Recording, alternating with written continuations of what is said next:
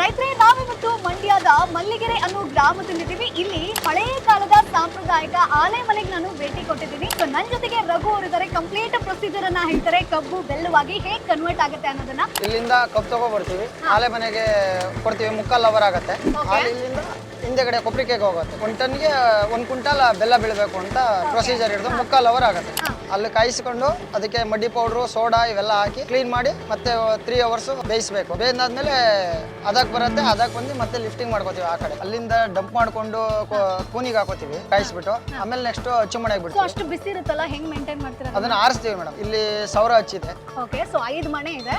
ಎಷ್ಟು ಬರುತ್ತೆ ಈಗ ನಮಗೆ ಹಾಕಿದ್ರೆ 1 ಟೈಮ್ಗೆ? 1 ಕ್ವಿಂಟಲ್ ಬರುತ್ತೆ ಇದು, ಇದೆಲ್ಲ ಸೇರಿ. ಸೊ ಈಗ 1 ಕ್ವಿಂಟಲ್ಗೆ ಮಾರ್ಕೆಟ್ ಪ್ರೈಸ್ ಎಷ್ಟಿದೆ ಬೆಲ್ಲ? ಮಾರ್ಕೆಟ್ ಪ್ರೈಸ್ ಬಂದು 4500 ಇದೆ. ಸೊ ನಿಮ್ ಪ್ರಕಾರ ಯಾವ್ದು ಬೆಸ್ಟ್? ಆರ್ಗ್ಯಾನಿಕ್ ಬೆಟ್ರು, ಬಟ್ ಇಲ್ಲಿ ಯಾರು ಆರ್ಗ್ಯಾನಿಕ್ ಮಾಡಲ್ಲ. ಓಕೆ, ಹಂಗಾಗಿ ಬಿಳಿ ಬೆಲ್ಲಕ್ಕೆ ಲೈಕ್ ಮಾಡ್ತಾರೆ. ಓಕೆ, ಜಾಸ್ತಿ ಡಿಮಾಂಡ್ ಇರೋದು. ಡಿಮ್ಯಾಂಡ್ ಇದೆ. Okay, so thank you so much.